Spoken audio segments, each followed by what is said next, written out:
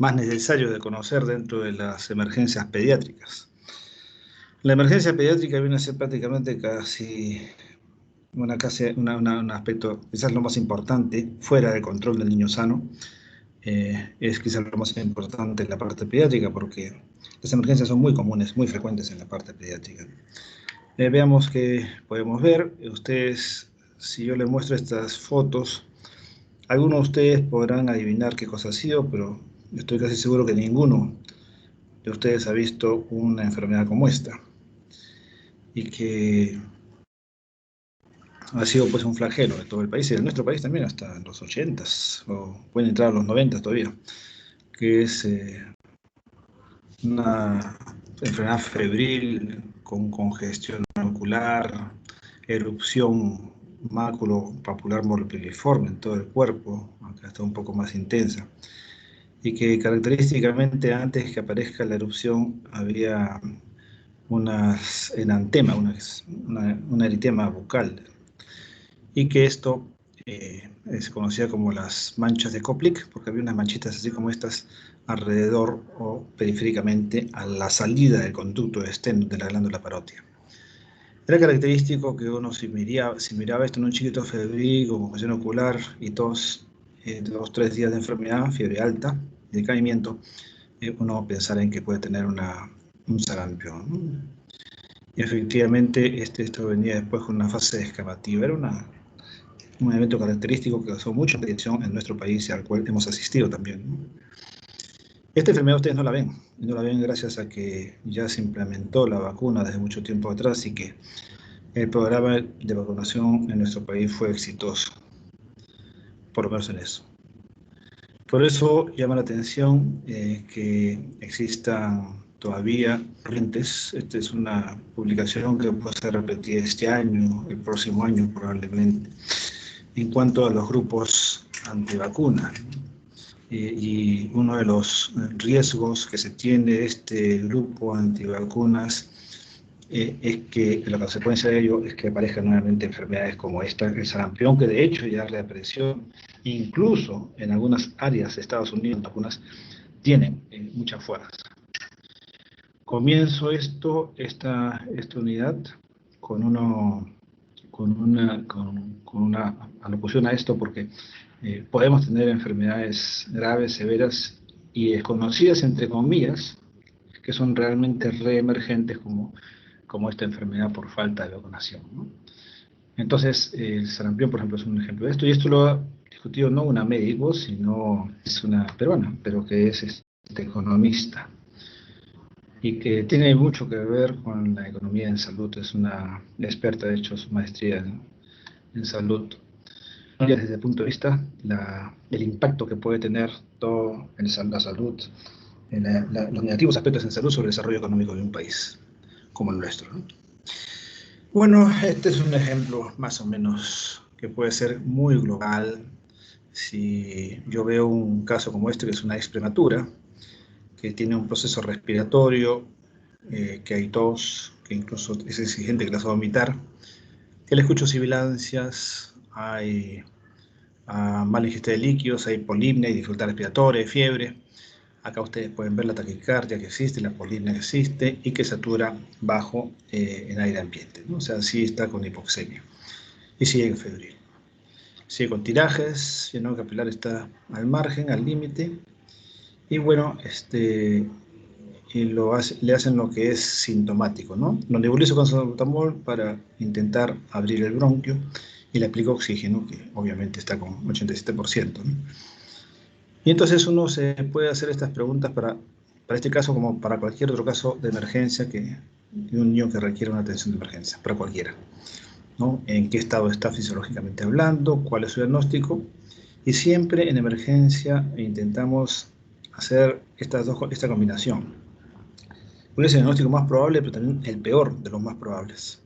Porque hay que atender al paciente inmediatamente en descarte a cuál es la peor posibilidad, el más serio.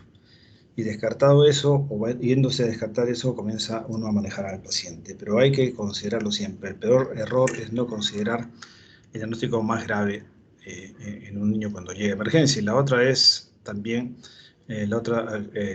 la otra línea de pensamiento vital o el pilar en la emergencia es la intervención que uno debe hacer. Hay intervenciones que tienen que hacerse de inmediato, que no pueden esperar ningún diagnóstico, sino que simplemente tienen que intervenirse. Por ejemplo, en este caso, ¿no? O sea, si tiene hipoxemia, yo no tengo que hacer ningún diagnóstico radiográfico, ni clínico, ni laboratorio, ni nada. O sea, antes de examinarlo, si yo lo veo que tiene cianosis o le pongo el saturador y veo que está con esa saturación de 87, le pongo oxígeno y no sé qué diagnóstico será, pero necesito el oxígeno. Entonces, hay intervenciones que deben hacerse de inmediato, ¿no? Entonces, la diferencia con lo que ustedes han ido aprendiendo y lo que es la enseñanza de la pediatría clásica es que la pediatría clásica común y corriente, incluso la de adultos, ¿no? Medicina de adultos también, uno hace un diagnóstico basado en los de historia clínica, el examen, qué sé yo, los laboratorios, ¿no? Y luego de eso ya indica algo, hace una receta después de haber hecho todo un análisis concienzudo de lo que presenta el paciente. Pero en lo que es la emergencia o los cuidados intensivos, realmente la situación se invierte, ¿no? O sea, primero se hace una intervención, porque hay necesidad urgente, si no se deteriora el paciente. Y en tanto, en paralelo o después, se va haciendo el diagnóstico, ¿no? Por esta razón de situación amenazadora de la vida, y ustedes entonces tienen que invertir el orden de sus prioridades en las emergencias.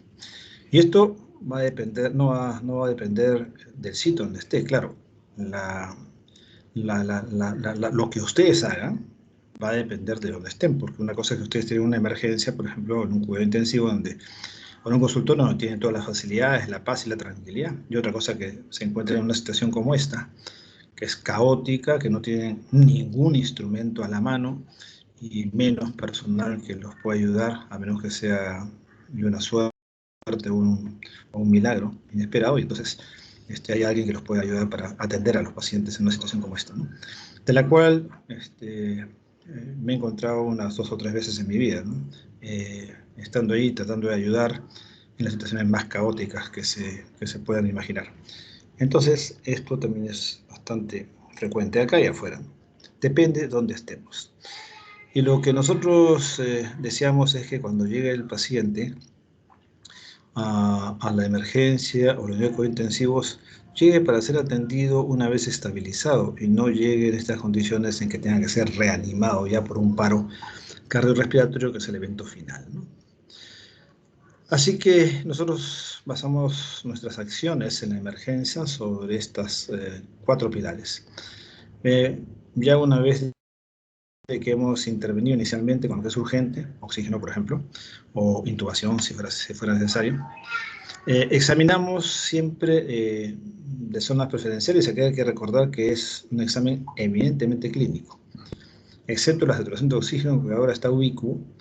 Entonces todo lo demás depende de lo que sentamos en nuestras manos, el crujir de un hueso o el crujido o la crepitación cutánea en piel, mirar si hay cianosis, si hay un hueso expuesto, si hay una hemorragia activa. Es decir, y tenemos que escuchar con lo que estamos auscultando el corazón o el pulmón. El segundo pilar es el control de los signos vitales. O sea, eso es importantísimo porque eso nos permite saber cómo va evolucionando el niño, de momento a momento, y no necesitamos tener horas de diferencia, sino muchas veces minutos. En el transcurso de la evolución nos irá diciendo cómo están. Y esto nos permite dar una respuesta apropiada. Acá hay que conocer que los niños no tienen unas cifras estándares y únicas a través de toda su vida, porque diferencias hay en los signos vitales de un recién nacido, de un niño de 6 meses, de 6 años y un adolescente, ¿no? Entonces hay que tener una tabla para poder saber cuáles son los percentiles de cada grupo etario. Debemos también individualizar los objetivos y metas de cada intervención que hagamos. Y eso tenemos que verlo con cada paciente, ¿no? O sea, si yo hago una intervención, sea oxigenoterapia, o sea intubación, tengo que saber qué voy a buscar con eso, ¿no? O sea, yo no puedo intubar a un niño para ponerle aire y ventilarlo, y a la hora que lo estoy ventilando, el tórax no se levanta. O sea, ahí hay un problema, no, eso no se ha logrado el objetivo. Así que uno tiene que evaluar qué está pasando, por qué no sucede eso, ¿no? O si le pongo oxigenoterapia y la situación no mejora, uno tiene que ver cuál es la razón, cuál es el problema. Entonces tiene que trazarse objetivos que sean logrados apenas uno intervenga. Y bueno, esto ya es la parte de prevención dentro de la emergencia para los momentos que pueda haber más adelante. Por ejemplo, yo no tendría que esperar que el paciente haga paro cardiorrespiratorio, tengo que anticiparme a esa posibilidad. Y eso se puede hacer con una buena predicción y un buen examen y un buen análisis de lo que está pasando con el niño. Rápido, pero eficaz. Bueno, el paro cardiorrespiratorio, que es el evento final de cualquier evento severo en el niño, a diferencia del adulto, tiene dos fuentes principales, de las cuales la más frecuente es la falla respiratoria. En el adulto, lo que genera principalmente el paro cardiorrespiratorio es la falla circulatoria, ¿no? O sea, problemas miocárdicos.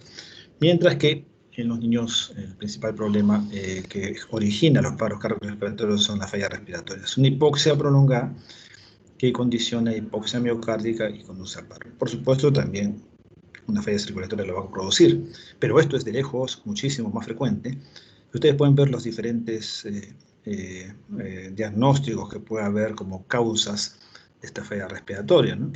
El cuerpo extraño, bronquiolitis, convulsiones, sepsis, hipertensión craneal, neumonía.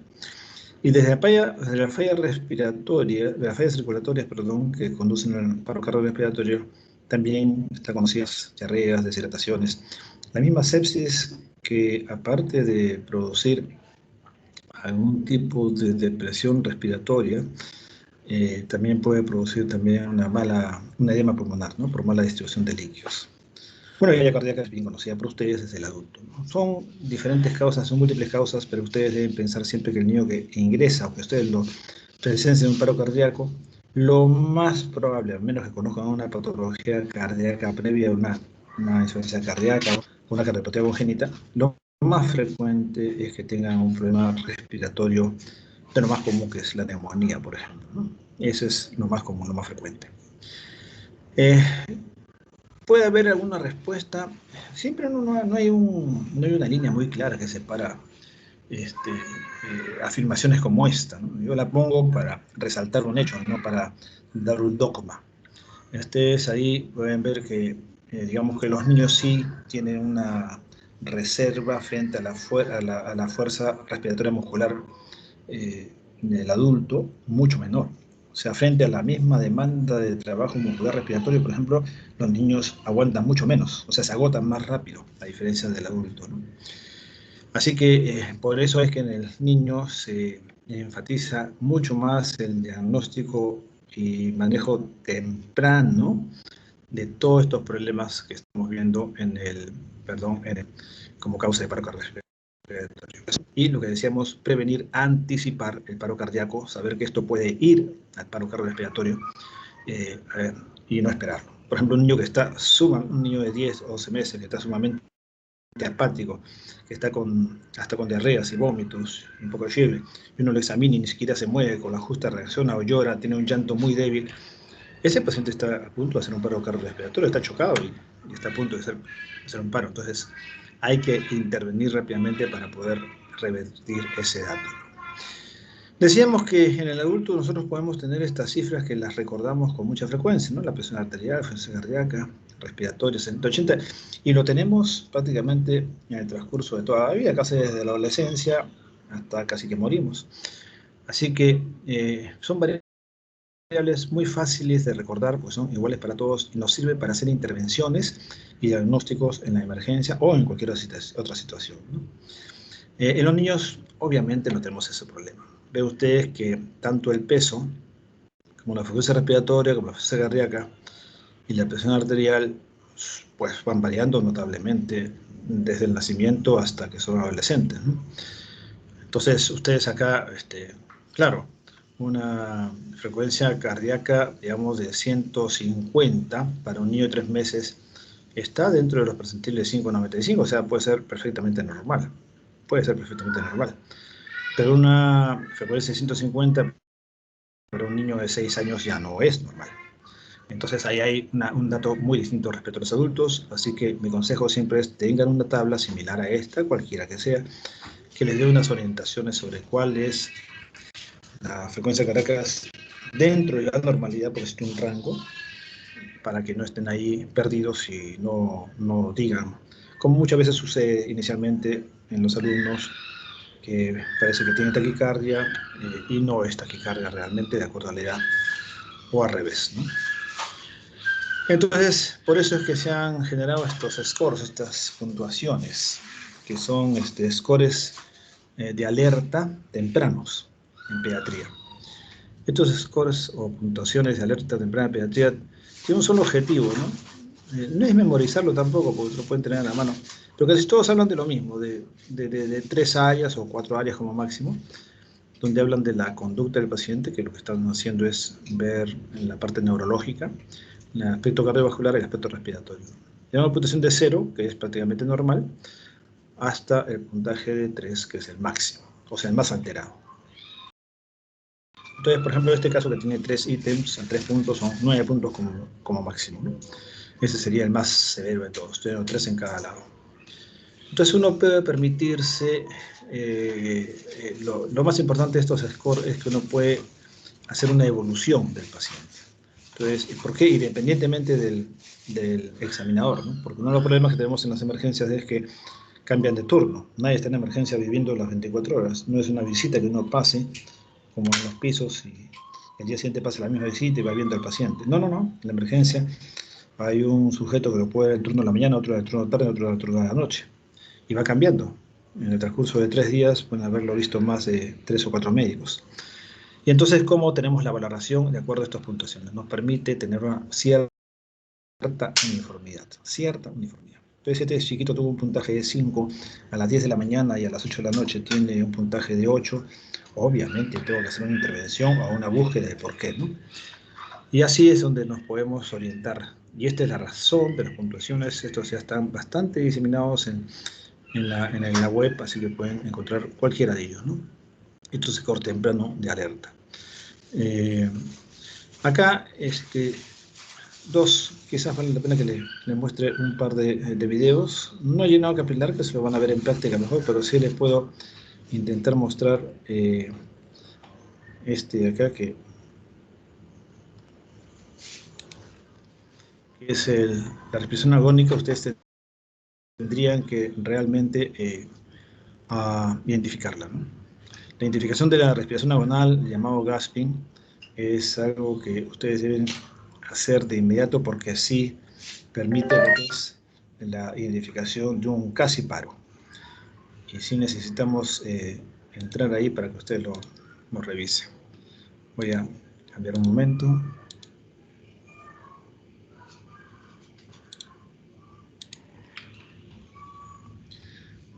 Supongo que ya están viendo el video, o por lo menos me avisan si no es así, pero está.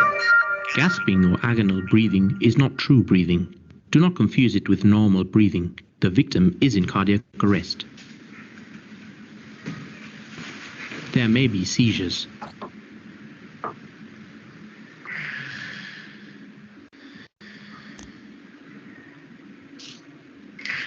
The intervals between breaths get increasingly longer.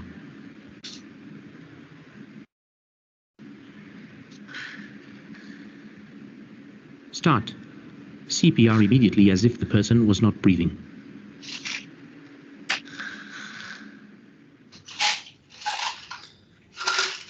Ok, no olviden esta forma de respirar, porque es el equivalente al paro, y lo que hay que hacer cuando uno ve este tipo de respiración es paro, reanimación cardiopulmonar de inmediata, ¿no? El equivalente diagnóstico es paro, y usted lo que va a hacer es una asistencia inmediata respiratoria. Esto es obviamente una simulación. Ahora les voy a pasar algo que no es una simulación y que es en un niño.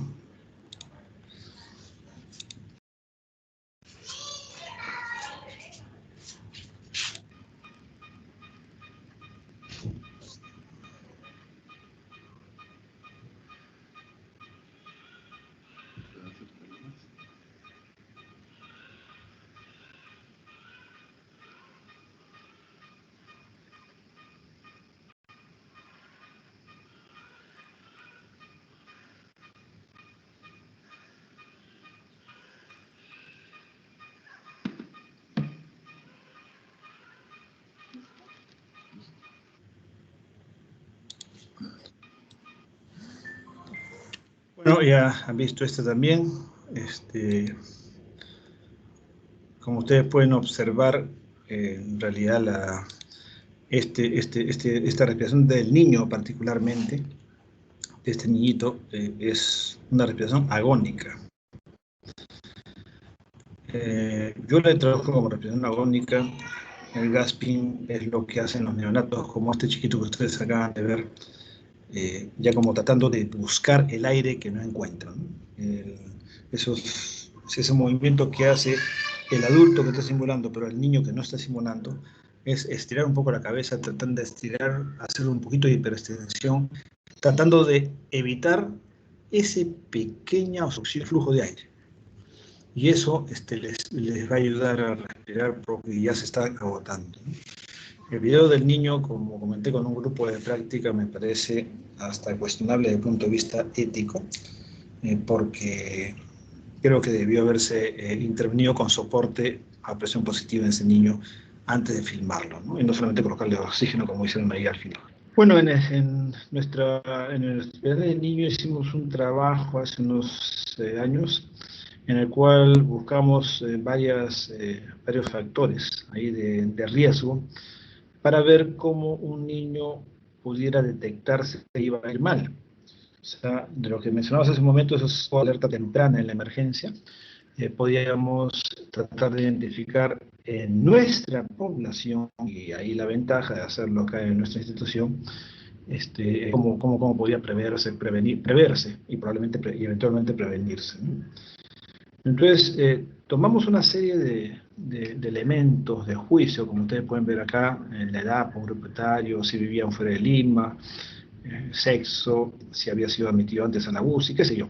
El evento adverso era, obviamente, uno la muerte, otro traslado a cuidados intensivos, otro intubación y otros paros respiratorios, ¿no? O sea, serán nuestros eventos de desenlace negativo. Entonces, todos estos niños, a la hora de que se le hace esta evaluación en emergencia, no tenían nada de eso, por supuesto, ninguno de los desenlaces. Entonces, anotamos los signos y evaluamos en los siguientes días qué pasaba. Y vimos quiénes eran los que habían tenido ciertos signos y estos desenlaces negativos que acabamos de mencionar, ¿no? Dentro de lo que está el paro cardiorrespiratorio. Ustedes pueden ver lo que sale en flecha, son varios de los factores que encontramos como asociados, ¿no? Con un OR, o sea, una razón de riesgos bastante frecuente, no son nada sorprendentes, ¿no?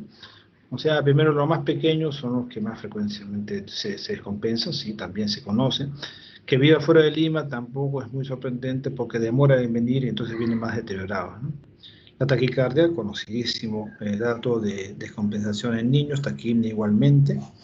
Saturación de oxígeno, menos de 90, y digamos que lo que hay que resaltar es el estado neurológico, ¿no? El estado de coma, por supuesto, que fue el que más peso tuvo, ¿no? De todos estos factores de riesgo, el OR, este fue el más alto. Mucho intervalo, pero por lo menos sí mostró un notable peso para predecir lo que era este evento desenlace desfavorable.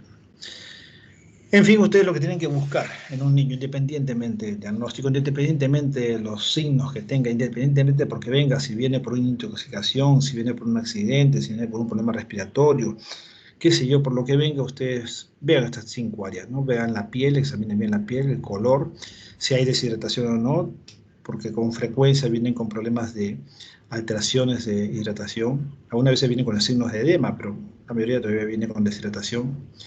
El color mismo de la piel, como hemos mencionado, no solamente la piel, sino también de las uñas, la respiración, obviamente, y el estado sensorio, ¿no? O sea, todas estas son los 5 puntos básicos de control que ahí también se manifiestan, como es el triángulo pediátrico que vamos a ver en un momento, ¿no? Signos frecuentes que pueden alertarnos de un desenlace malo son los que estamos viendo acá. Estamos en lo que es la fiebre, el dolor abdominal, vómitos, alteración del estado mental y síndrome de dificultad respiratoria. Fuera de los dos últimos, los 3 primeros pueden ser comunes y banales. Cualquiera puede tener fiebre y ser un resfrío, cualquiera puede tener un dolor abdominal y ser un acúmulo de gases, un cólico un cólico de gases. Cualquiera puede tener vómitos y pues haber caído mal alguna comida y nada más, ¿no? Pero también la fiebre puede ser asociada a sepsis, una meningitis, el dolor abdominal puede estar asociado a una intususcepción, obstrucción intestinal o apendicitis. Y el vómito puede ser también una meningoencefalitis, hipertensión endocranial o un caso de una obstrucción intestinal.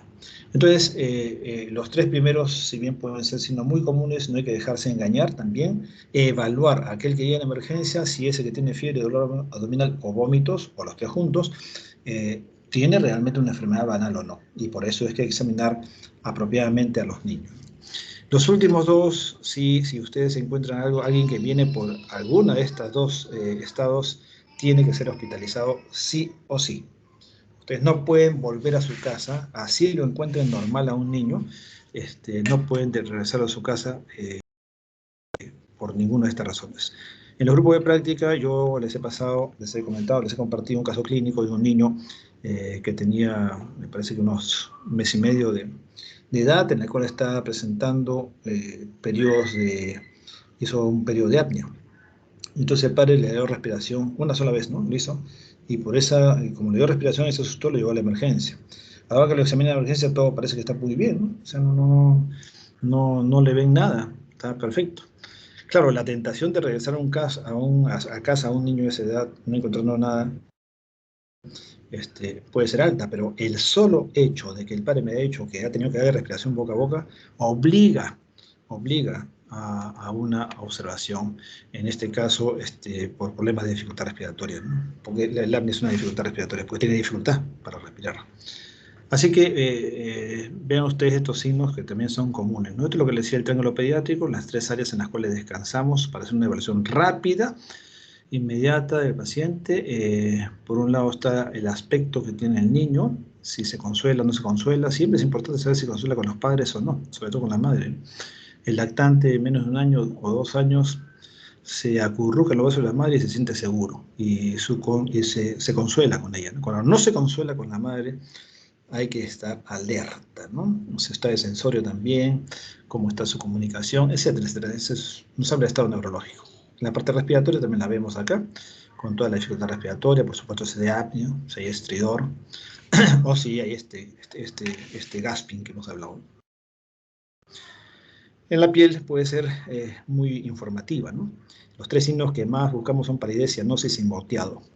El moteado, palidez y cianosis lo conocen muy bien ustedes. El moteado significa lo que es la piel marmórea, ¿no? O sea, como un mármol, y que habla de una gran disfunción vascular, ¿no? Hay un problema vascular ahí importante.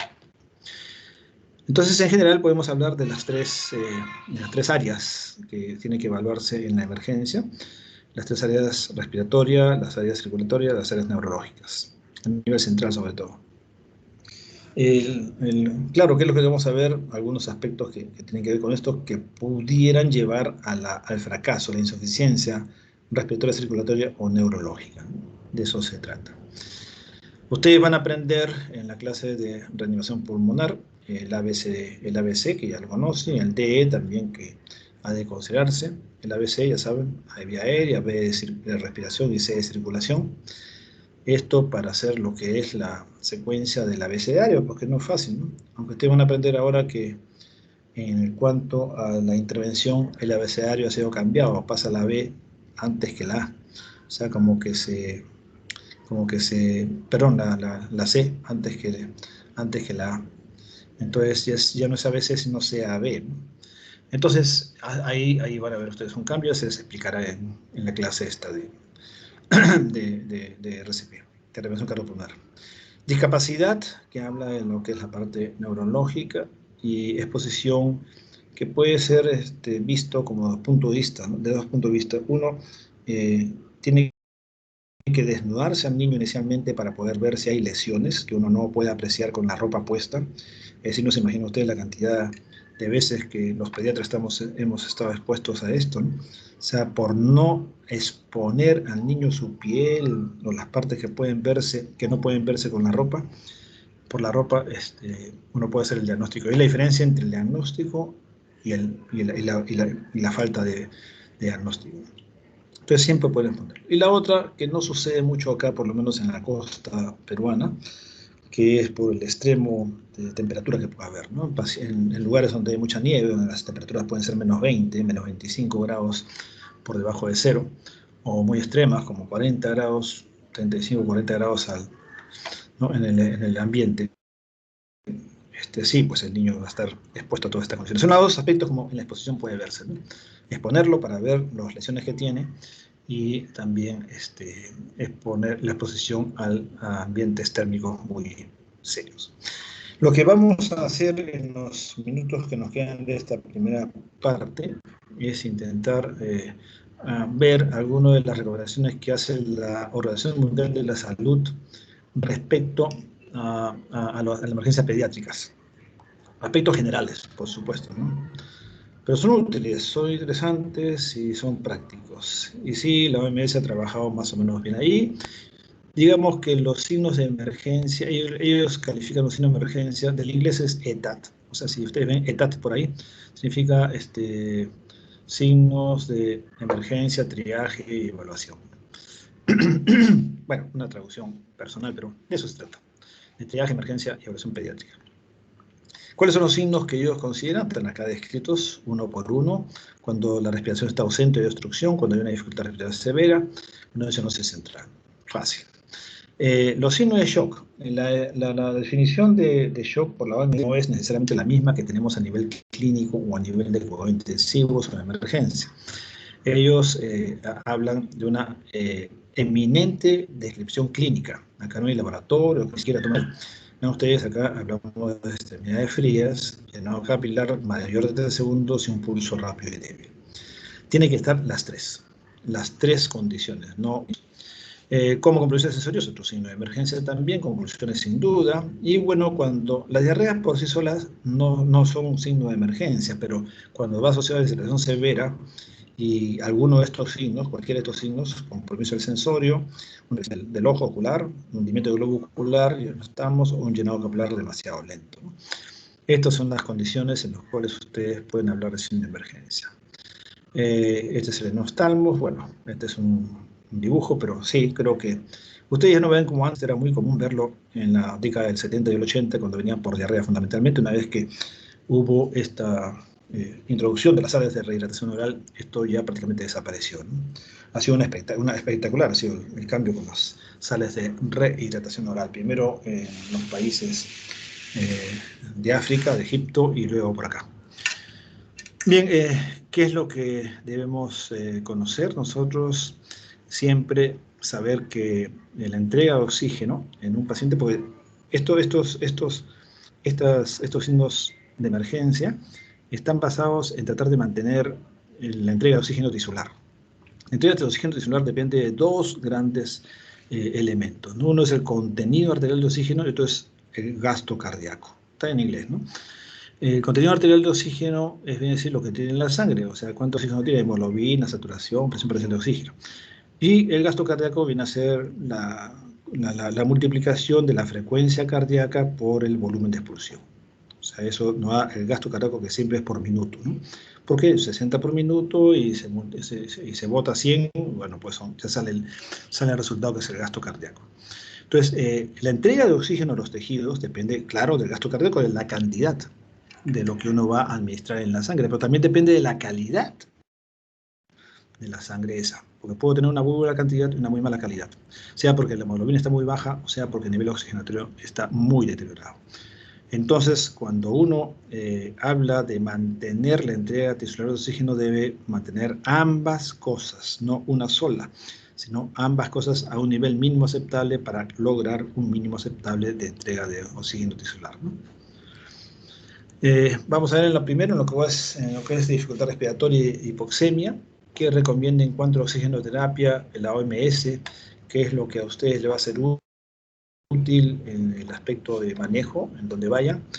Primero, pulsoxímetro para todo el mundo. Si no tienen pulsoxímetro del sitio donde van, pues tienen que conseguirlo. Está sumamente barato, es disponible, es facilísimo de usar, no invasivo, a nadie le duele. Es decir, tienen que tener ya, no hay excusa para que ningún sitio, ni siquiera posta médica, diría yo, no tenga. Si ahorita tenemos todos un oxímetro de pulso en la casa. Así que, por favor, exijan ustedes que debe haber ese oxígeno, lo hubiera, ¿no? Sería impensable, pero bueno.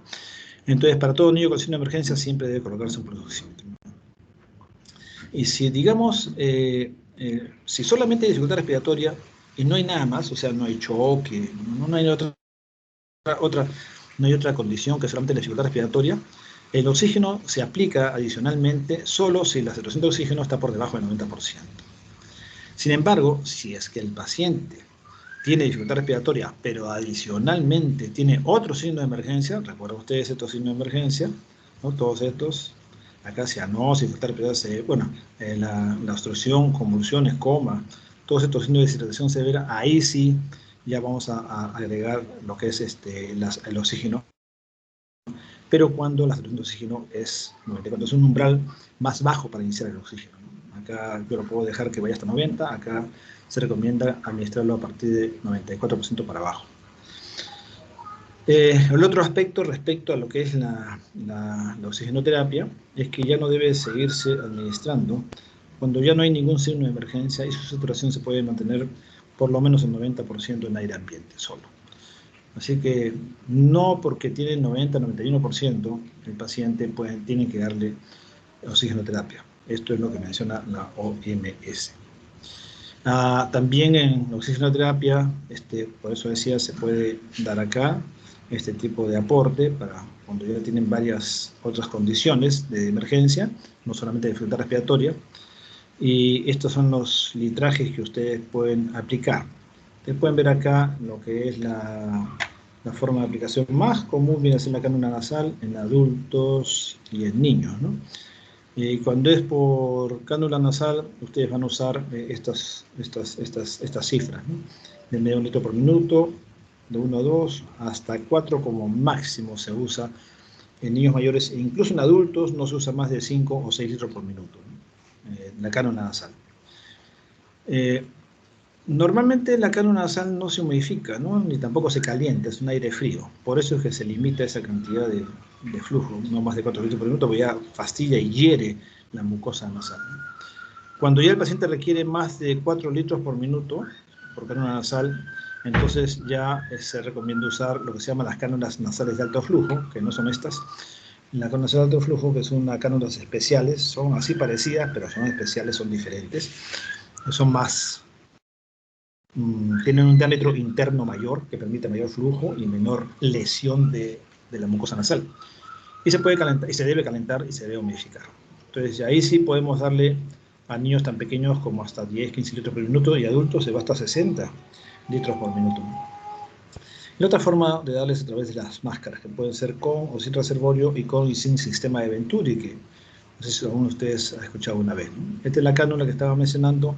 Esta es una máscara, ¿no?, de oxígeno con su sistema de Venturi, con un aparatito de Venturi, que ahorita lo vamos a ver, que da concentraciones más o menos fijas de oxígeno y que se adapta a la máscara misma. Entonces, lo que está dentro de la máscara es un aire que tiene una concentración de oxígeno que yo lo he determinado bajo este aparato.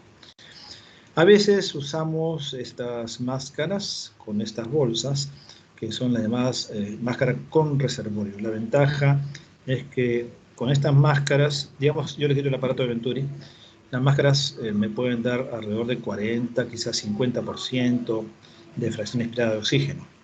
Si yo necesito más cantidad de oxígeno, o sea, si no se controla el paciente con una máscara común y corriente sin reservorio, al agregarle el reservorio, que es una bolsa especial, entonces la concentración de oxígeno puede llegar realmente hasta 60 u 80%, ¿no? O sea, mucho más alta. Entonces, cuando ustedes están viendo ahora en las emergencias, las atenciones de COVID, antes de intubarlo a los pacientes se les aplica o la cánula nasal de oxígeno y si no es suficiente pasan a máscara con reservorio y acá se tiene que dar de 10 a 15 litros por minuto estas bolsas esta máscara con bolsa, ¿no? Y con eso se logran las saturaciones de hasta 80%, que va a depender del sello. O sea, del sello significa que esta máscara cierre bien y se adapte bien a la cara del paciente o del niño, ¿no? Si hay huecos, si hay pérdidas, entonces el FiO2 va a bajar. Esta es la máscara de Venturi.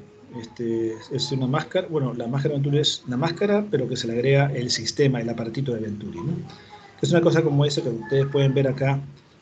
Son dos, uno que tiene todo lo mismo, pero uno tiene este aditamento que se puede sacar, esta parte de acá se puede sacar, esto que está blanco acá y verde acá, se puede sacar y reemplazar cualquiera de los dos.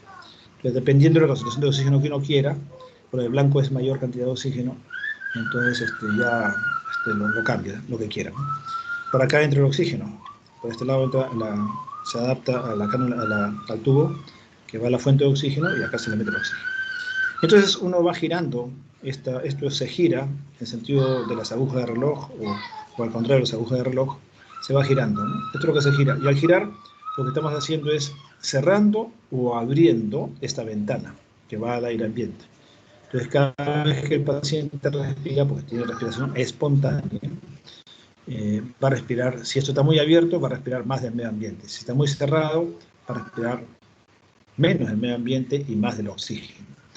Por eso es que si ustedes se imaginan acá que está la flecha de esta mascarita de Venturi, le va a ser muy útil porque ayuda a saber cuánto oxígeno le están dando. Si ustedes a un paciente que tiene este sistema con una máscara de Venturi, con un aparato de Venturi como este, que es el blanco. Entonces ustedes, la flecha, acá hay los dos tienen una flechita, lo que pasa es que acá no se ve bien, porque está verde, pero acá se ve bien en el blanco. Esta es una flechita, ese es el tope. Y esta es la flechita que va a indicar a dónde quiero colocarle yo, ¿no? Entonces, si yo giro la flecha hacia acá, o sea, lo giro para este lado, esta parte de la máscara, voy a cerrar la ventana y por lo tanto va a respirar menos del aire ambiente y por ende va a respirar más de lo que hay adentro, que es por oxígeno, porque esto viene directamente del oxígeno. Entonces la concentración va subiendo, ¿no? De 35 a 40 y hasta 50% mientras más cierro esta ventana. Por supuesto que el litro también va cambiando, ¿no? Acá es con 9 litros por minuto, acá es con 12 y acá es con 15 litros por minuto. Bueno, esta es la forma de aplicar racionalmente la oxigenoterapia en los pacientes adultos y pediátricos, ¿no? El aparato de Venturi y la máscara de Venturi son muy útiles si la tienen, y si no la tienen, pídanla también porque debería estar en todas las emergencias, ¿no? La cánula nasal de alto flujo, por otro lado, es un sistema diferente, las cánulas son diferentes, no se puede usar la misma cánula. Han subido los precios enormemente estos forrajidos ahorita, y porque están aplicándose, hay ciertas ventajas descritas para el manejo del COVID en adultos y en niños seguramente también. Y bueno, la diferencia está en que aparte que las cánulas son más gruesas en el diámetro interno, requieren un sistema de humidificación, como ustedes ven, líquido, y de calentamiento. Entonces, y se puede dar, como decíamos, en adultos hasta 60 litros por minuto, y en niños se puede dar 2 litros por kilo. Si un niño de 10 kilos puede recibir 20 litros por minuto, por ejemplo, ¿no? Niño de un año. Otro aspecto en el manejo respiratorio es la posición, que ustedes van a aprender también en relación cardiopulmonar. Es importante que ustedes reconozcan que la posición apropiada del del paciente que está en coma inconsciente, muchas veces esos pacientes pierden el tono muscular, y tono muscular incluso de la zona hipofaringe, en la parte posterior. Entonces la lengua se relaja y cae hacia la parte por gravedad, si está boca arriba, cae y obstruye la vía aérea.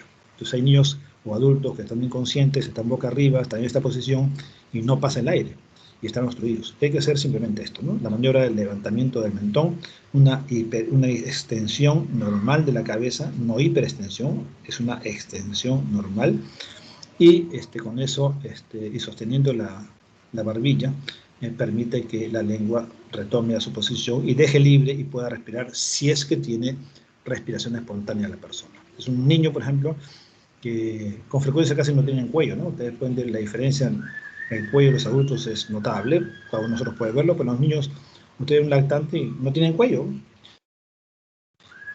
Así que ustedes pueden ver acá como si está en esta posición, fácilmente si es hipotónico el chiquito, bueno, va a flexionar.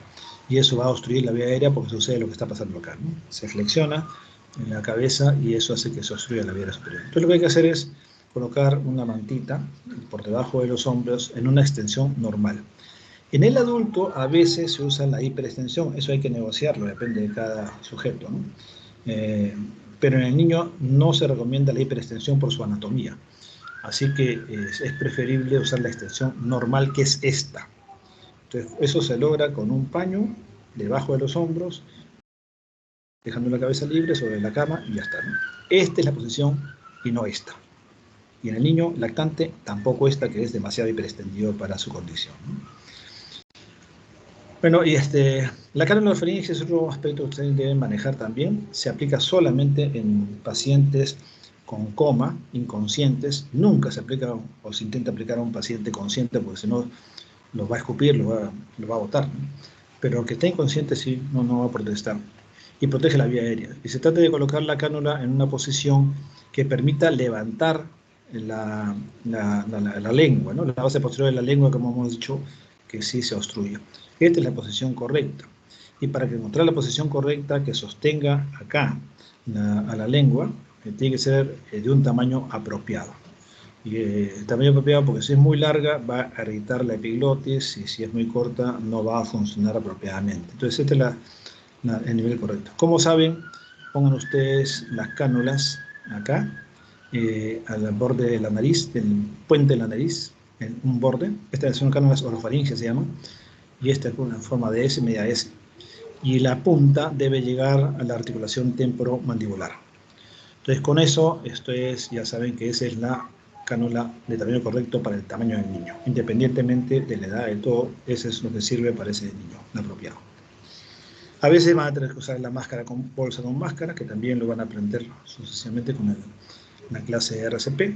Recuerden ustedes, lo que van a usar ustedes son las bolsas autoinflables, aprietan y se van a inflar solas.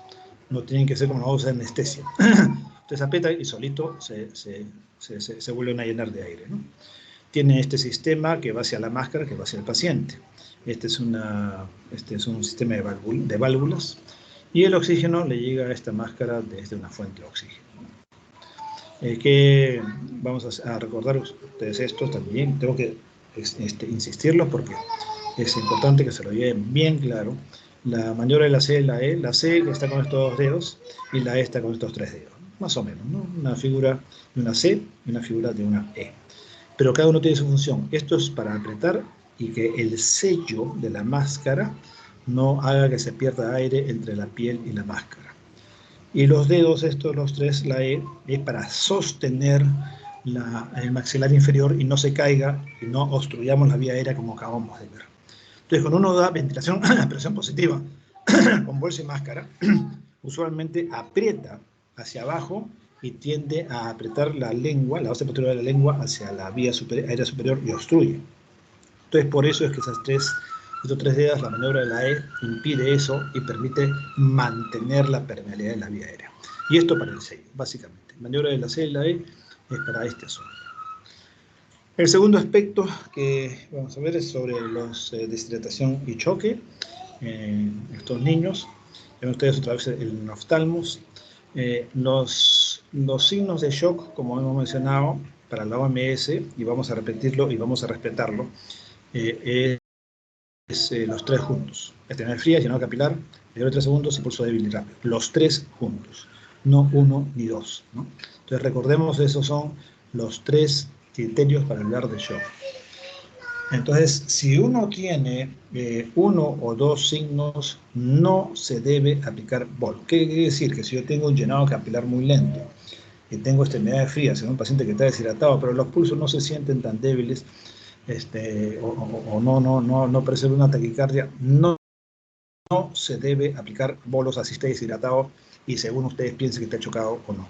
Así que no se recomienda bolos en este grupo de niños. Entonces, ya se sabe que esto, vamos a verlo después más adelante en otra clase, pero sí puede haber problemas con el bolo cuando no lo necesitan y en ciertas infecciones severas, ¿no? Claro que cualquiera que tenga uno o dos signos, no los tres juntos, significa que hay que estarlo reevaluando porque puede evolucionar a un shock, claro que sí. Así que hay que estar revisando periódicamente al paciente, ¿no? Cuando el niño tiene los tres signos, recordemos, o sea, extremidades frías, pulsos débiles y rápidos, ¿no? Y llenado capilar lento, entonces en ese caso los tres juntos sí se recomienda un cristaloide isotónico, o sea, que tenga la misma osmolaridad de plasma, de 10 a 20 mililitros por kilo en máximo en 30 a 60 minutos. Aquí hay un cambio con lo que ha sido estandarizado hasta hace no mucho. Así que esto es un poco más lento, ¿no? O sea, ese bolo ya no se da en 5 minutos como se hacía antes, o 10 minutos, sino en 30 a 60 minutos. Y por supuesto se hace una evaluación al rato, al terminar, ¿no? Y una vez que uno termina, tiene estos tres escenarios, ¿no? Si persiste el shock después de esto, se le puede colocar un segundo bolo, también igual en 30 minutos, ¿no? De modo que yo, en este caso, y ya de 10 mililitros por kilo, lo máximo que más o menos recomienda la OMS es de 30 mililitros, y pongo el máximo acá de 20, y 10 acá son 30 mililitros en una hora, en el más corto periodo. Entonces hay un notable cambio con respecto al anterior, siendo muy cautos ahora en la velocidad de administración de los líquidos. Ese es el primer escenario si el shock persiste. Se le repite con un bolo de 10 por kilo en media hora. Si el shock se ha resuelto, se le aplica líquidos simplemente de mantenimiento, ya pasa a mantenimiento. Ya no se recomienda esa rehidratación en 2 horas, en 8 horas o en 16 horas, ¿no? Simplemente se saca el shock y se mantiene el líquido a partir de sacar el shock y a todo el mantenimiento. Es otro enfoque también. Y si no hay sobrecarga, por supuesto, ya se suspende la infusión, ¿no? Sea una insuficiencia cardíaca o hepatomegalia, qué sé yo, signo de sobrecarga hídrica, ¿no? O de edema cerebral, por supuesto, se suspenden las infusiones. Bueno, hay características, hay condiciones especiales para pacientes con anemia grave, lógicamente que hay que transfusión también, y si el paciente tiene malnutrición, más bien hay que ser más prudentes, ¿no? Pues los chicos estos tienen menos tolerancia todavía a los bolos de líquido. Así que en lugar de darle 10 a 20, será de 10 a 15 y no en 30 a 60 minutos, sino ya no hay la opción de 30 minutos, sino en una hora, así, más lento, ¿no? Igual seguido de mantenimiento. Siempre recuerdo a ustedes, esto es para situación de shock, los tres datos juntos, ¿no? Entonces, en resumen, repito, cuando no hay shock, los tres signos juntos, no bolos y solamente líquido de mantenimiento. Cuando hay shock, cristaloide isotónico de 10 a 20 por kilo en 30 a 60 minutos. Y la repetición dependiendo del estado a la evaluación.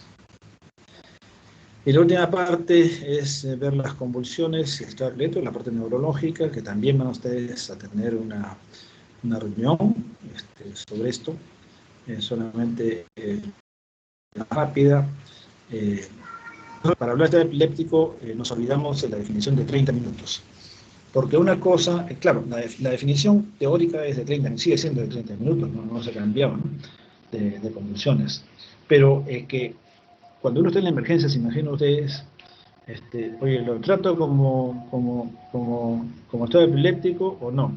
No, todavía le faltan 15 minutos porque van 15 minutos más convulsionando. No tiene mucho sentido, ¿no? O sea, ¿por qué voy a esperar hasta los 30 minutos y todo el deterioro que va a haber? Entonces, por eso es que se ha cambiado esta definición, o sea, en el campo clínico, en el campo de atención del paciente, no esperar los 30, hacerlo como si fuera ya un estado epiléptico. Recordemos que hay un estado convulsivo y no convulsivo, que no lo podemos diferenciar si no tenemos un electroencefalograma a la mano, frecuente en niños también. La mortalidad es muy menor en niños adultos, son tumores cerebrales y otras cosas. En niños hay mucho estado convulsivo debido a convulsiones febriles que son relativamente benignas.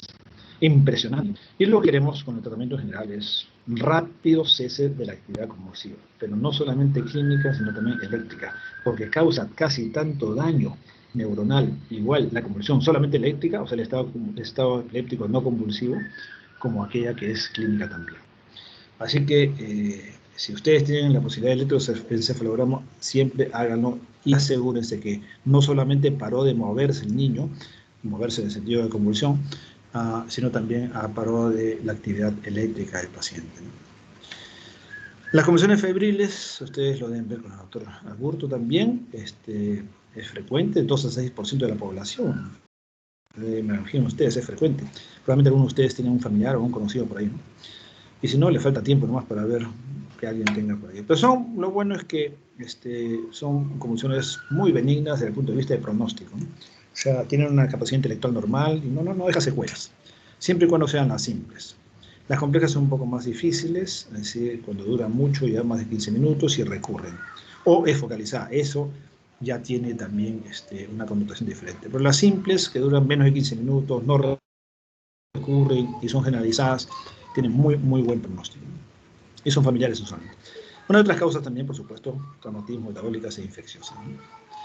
¿Qué es el aspecto, digamos, que podemos aportar últimamente al manejo? Que ya sabemos de que muchos pacientes no vienen con acceso endovenoso, entonces se les puede simplemente aplicar estos anticonvulsivos a nivel bucal o intranasal, ¿no? Como ya sabemos, el midazolam se puede aplicar. Ahora, a veces es un poquito mayor que la endovenosa, pero igual son eficaces, ¿no?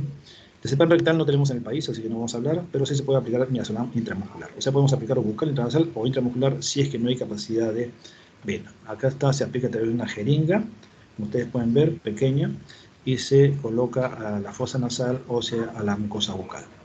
Esa es la forma no invasiva sin acceso venoso, o hasta que lo consigan, por lo menos para parar la convulsión. Si tienen acceso venoso, en la primera línea es diazepam. Lorazepam no tenemos endovenoso en el país tampoco, así que diazepam nomás. Y de segunda línea tenemos ya varios, entre los cuales el que más se usa es el valproato actualmente. Entonces, las convulsiones pueden marcarse inicialmente cuando no tengan acceso venoso, si no tienen capacidad operativa para colocar el acceso o no hay mucha experiencia, pueden aplicar estas dos, intramuscular o bucal intranasal. Y si hay acceso venoso, lo ideal es diazepam.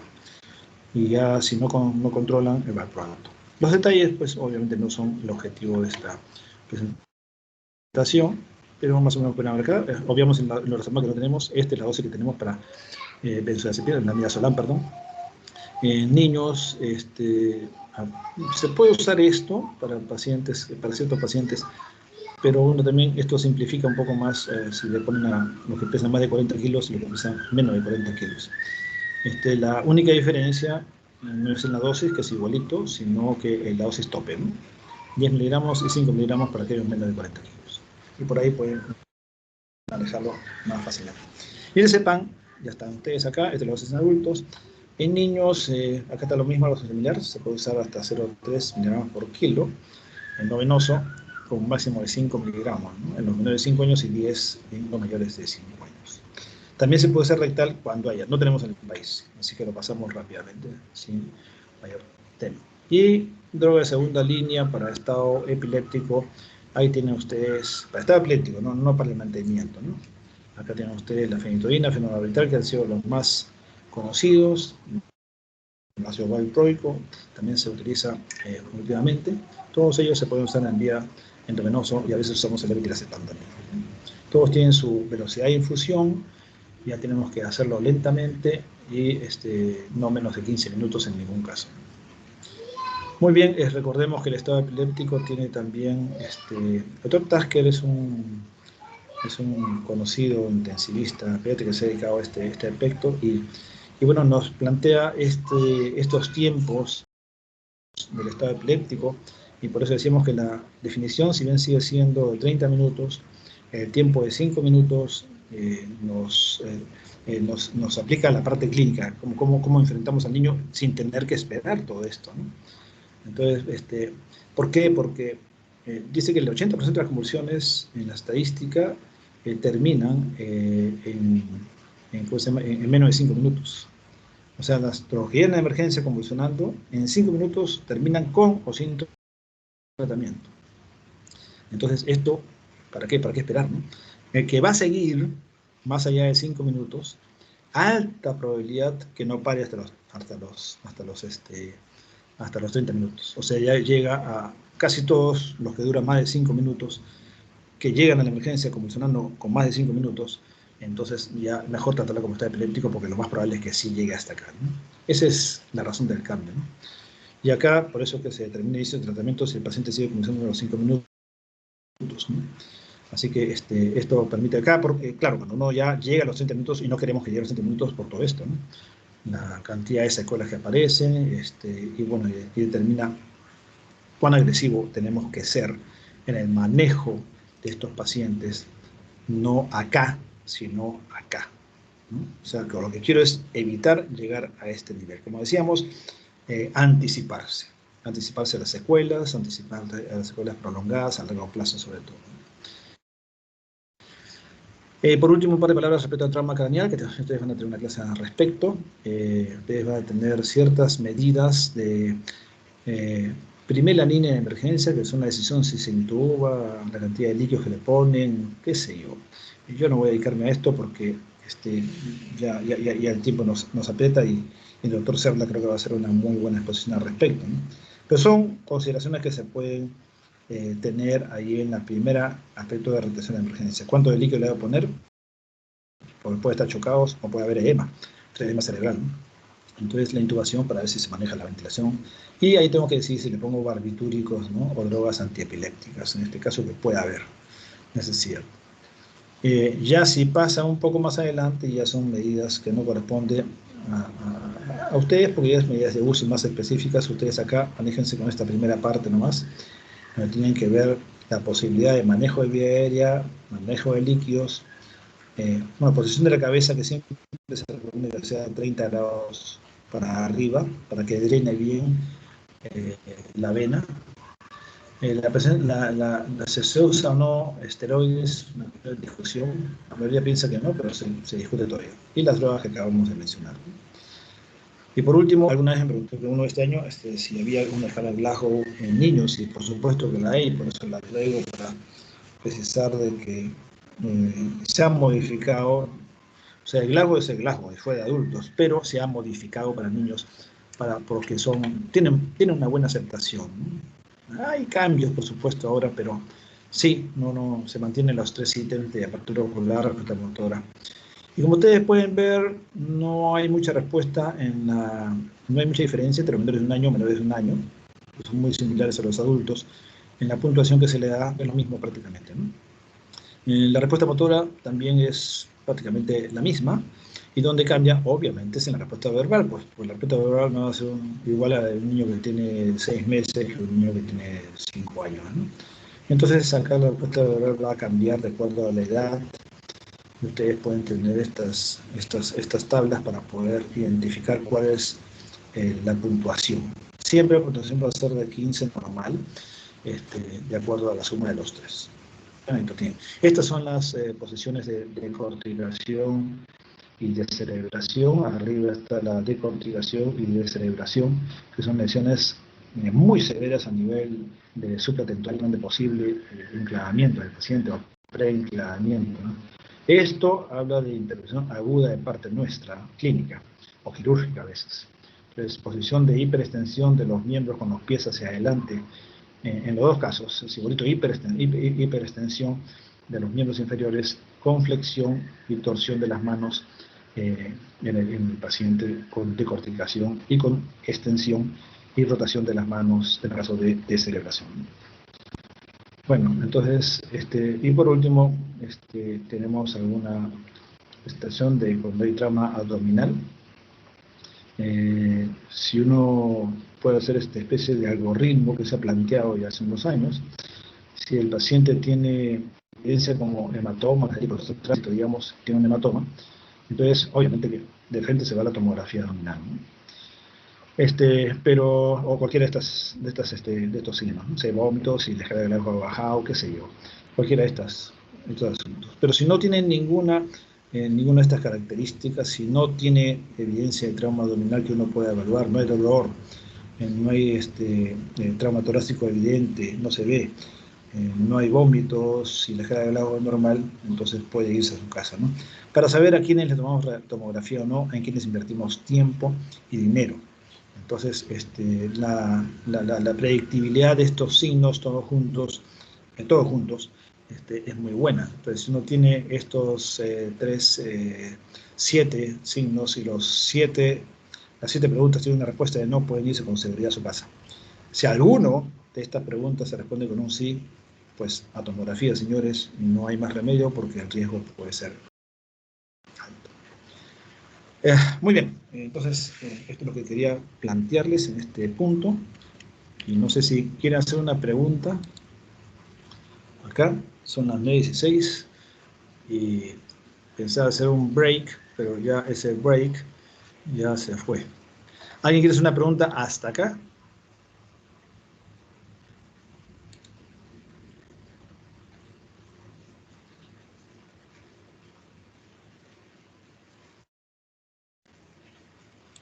Doctor, buenos días. Doctor, buenos Disculpe, días.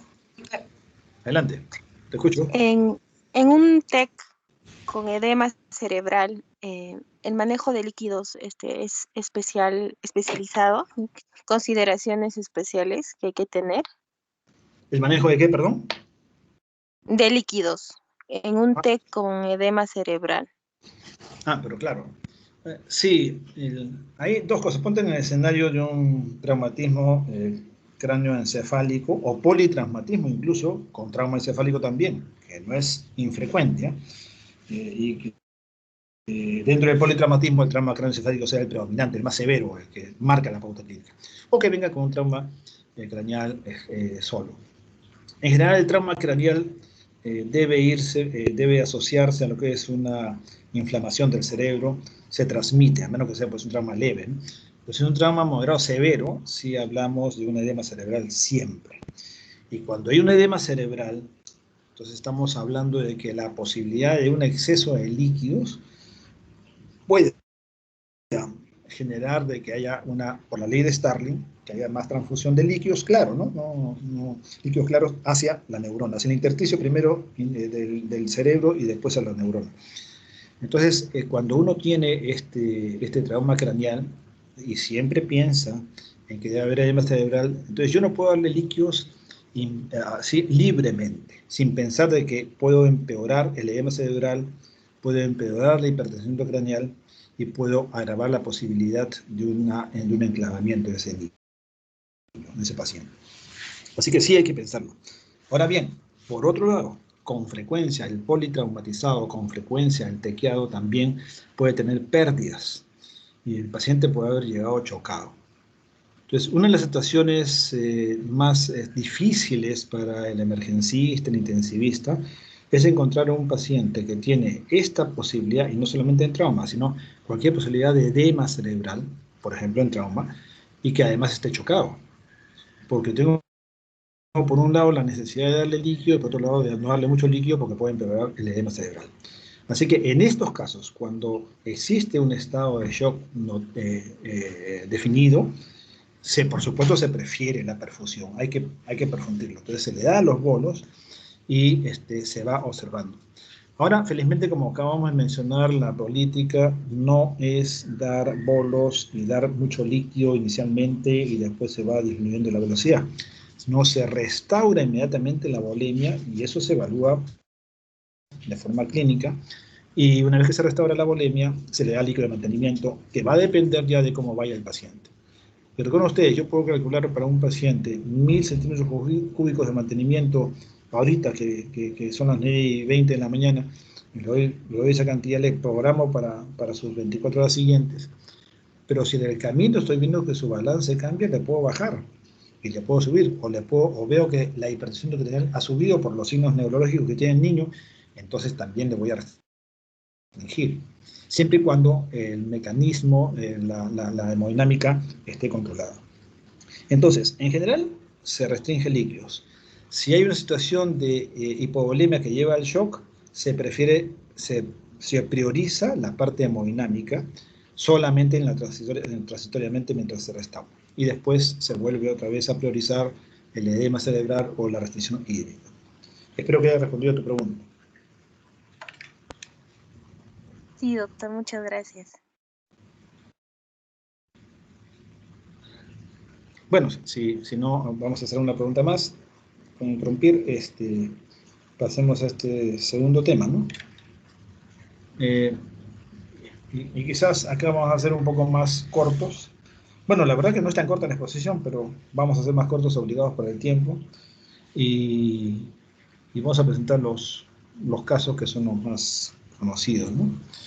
Esta es una niña de 9 meses de edad que tiene una historia de 4 días con diarreas profusas, mal ingesta oral y se le ve irritable. Tiene 180 latidos por minuto, tiene 70 respiraciones por minuto y tiene una presión arterial con 80-50, ¿no? Sus extremidades están frías, moteadas, con llenado capilar lento y pulsos periféricos débiles. Obviamente ustedes ven esto y dicen, pues, bueno, tengo acá extremidades frías, pulsos periféricos débiles, llenado capilar lento, ¿no? Tengo prácticamente todo para hablar de shock, ¿no? Así que, a pesar de que su presión arterial para esa niña puede estar dentro de los percentiles normales, ¿no? Por si acaso. Ahí no está hipotensa. Tiene una presión normal para su edad, 9 meses. Pero lo característico que sí, puede ser que esté en shock. Yo diría, sí, está en shock. ¿Qué tipo de shock sería? No está muy difícil adivinarlo, ¿no? Es una diarrea poliingesta oral, 9 meses, bueno, pues es un shock hipovolémico.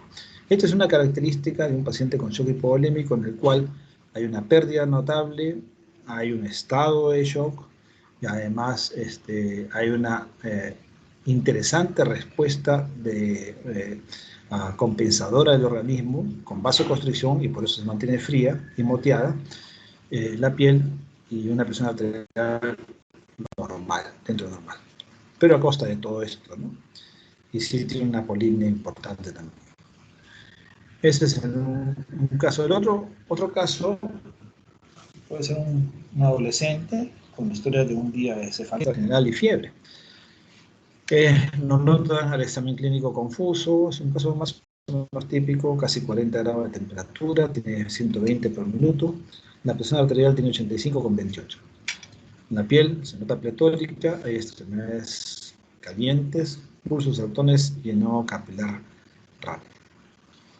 Si uno comienza a analizar, bueno, ¿tiene shock o no tiene shock? Acá ya podríamos discutir si tiene o no tiene shock, ¿no? Como no tenemos mucho tiempo, yo simplemente voy a tener que decir lo que considero pertinente y ustedes me interrumpirán cuando estimen pertinente también. La confusión habla de mala perfusión a nivel cerebral. Hay una hipotensión, tiene 17 años, por debajo de 90 ya es hipotensión. La piel está con estas características que no habla de lo que es el shock según la OMS, pero sí habla de un conocido estado hemodinámico de shock en fase caliente en el adulto y en los adolescentes, que más bien se parecen más a un adulto que a un niño. Entonces, estas extremidades calientes, con aparente buena perfusión, con pulsos saltones, con aparente buen gasto cardíaco y no capilar rápido, con una aparente buena perfusión, entonces sí habla del shock hemodinámico, ¿no? Sobre todo por la confusión y la hipotensión. Habla de una vasodilatación periférica, habla de una hipotensión y habla de un estado de shock en un paciente con un probable shock séptico que tiene esta condición. Entonces, primer caso con shock hipóxico y el segundo caso con shock séptico. Este tercer caso es un niño de 7 meses de edad que ya tiene un día de enfermedad que está irritable, momentos en escasa cantidad y temperatura de 37,4 que no es realismo. Pero el examen lo luce niño polimneico, con taquicardia, hay palidez, la piel está moteada, es un signo clínico de inestabilidad vascular y de shock. Hay frialdad distal, acrocianosis, llenado capilar de 5 segundos, hipotónico con sensorios deprimidos. Tiene una frecuencia respiratoria de 48 por minuto y una frecuencia cardíaca de 246 por minuto.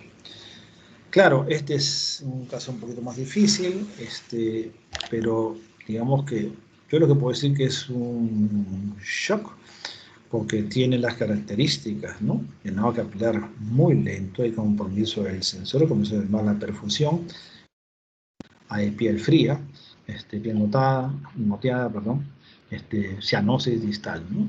Y palidez. Así que, sí, quizás tenga dificultades en saber cuál es el origen de ese shock, pero que está en shock, está en shock.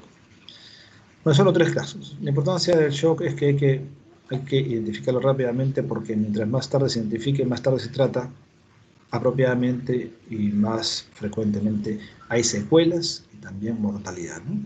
Es una enfermedad que si no se trata, fallece o deja muchas secuelas. ¿Qué es el shock? Ustedes para recordar, es una inequidad, ¿no? O sea, una entrega de oxígeno tisular que está por debajo de lo que consume. O sea, no se satisface las demandas de oxígeno a nivel tisular, ¿no? Entonces pesa más la demanda que lo que vamos a ofertarle oxígeno. Es una falla energética, es lo que produce, ¿no? Se produce una falla energética y no se produce suficiente producción de energía. Esta es la fórmula que ustedes deben siempre recordar, la entrega tisular de oxígeno, que depende de los factores que hemos mencionado, contenido y gasto cardíaco. Este es el contenido. La fórmula está acá. Lo que interesa a ustedes que recuerden cuáles son los componentes que determinan el contenido de la hemoglobina, la saturación, la presión parcial de oxígeno. Y bueno, el volumen de expulsión del gasto cardíaco, que es fisiología cardiovascular simplemente. En los dos se determina la entrega a los tejidos, ¿no? Y habíamos visto la lámina anterior solamente hasta acá, y ahora estamos viendo toda la lámina completa. Decíamos que la entrega celular de oxígeno depende del contenido del gasto cardíaco, habíamos visto esto, y acá estamos viendo estos dos componentes. Ahora, ¿qué pasa con el contenido arterial de oxígeno? Claro, la hemoglobina se mide y se acabó, ¿no? Pero la oxigenación tiene varios componentes. Así que y tiene varios aspectos que van a determinar qué tan buena o tan mala sea la oxigenación. Lo primero va a ser la gradiente alveolar arterial. Es el 2,3-difosforogliceratato, que es un factor de los glóbulos rojos para ver cuánto se tiene afinidad el oxígeno y la hemoglobina. Y tiene que ver con otros influenciadores de lo que es la oxigenación, como la temperatura también, ¿no? Entonces, el contenido arterial de oxígeno, fundamentalmente, como decíamos, va a depender del nivel de hemoglobina, sí, lógicamente, ¿no? Pero también de la oxigenación determinado por la saturación de oxígeno y la presión parcial de oxígeno, que tiene estos determinantes, dentro de los cuales lo más común va a ser problemas pulmonares. A nivel de corazón, de gasto cardíaco, de la frecuencia cardíaca, que, pues claro, ¿no? O sea, la respuesta cardíaca va a ser compensadora.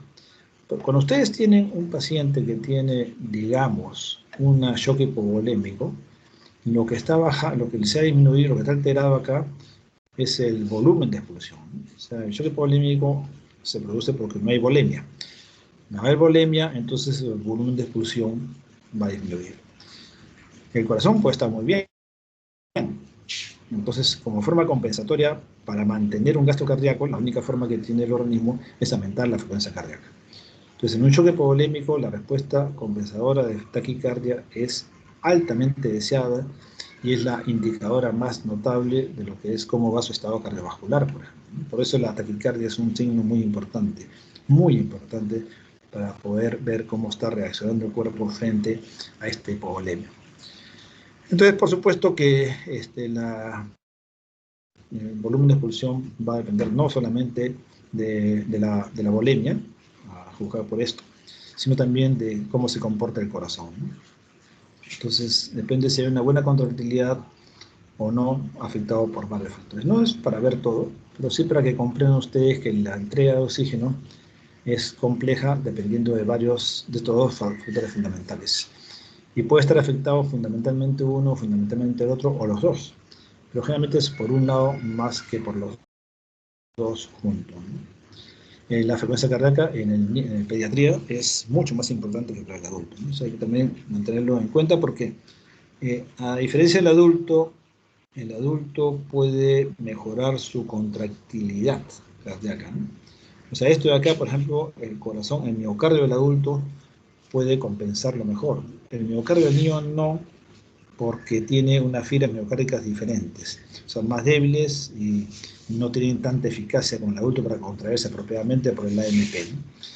Entonces, mucho de su gasto cardíaco no va a descansar en lo que es la contractilidad, sino en el volumen que tenemos que darlo, ¿no? O en la frecuencia cardíaca. Por eso es que la frecuencia cardíaca es vital mucho más en el niño que en el adulto. Entonces, por eso es que ellos aumentan algunas expulsiones a través de la contractilidad, no lo puede hacer, a diferencia del adulto, y sobre todo con la taquicardia, como estamos mencionando, ¿no? Esta es una gráfica que combina y contrasta lo que es la entrega de oxígeno al tejido y el consumo de oxígeno del tejido, ¿no? Habíamos dicho que la entrega de oxígeno del tejido depende de estos dos factores, ¿no? Contenido y gasto cardíaco. Entonces, cuando yo voy acá, la entrega de oxígeno y el consumo de oxígeno, que es el desbalance que hay en estos casos, en situaciones normales, digamos, mientras yo aumento la entrega de oxígeno, se supone que se incrementa el consumo, ¿no? Es lo mismo porque tengo más oxígeno, le entrego más oxígeno, va a consumir más oxígeno. Claro. Bien, ¿no? O sea, es una relación. Pero esta relación no es lineal, ¿no? Es una relación así, con esta gráfica, con esta curva que sigue.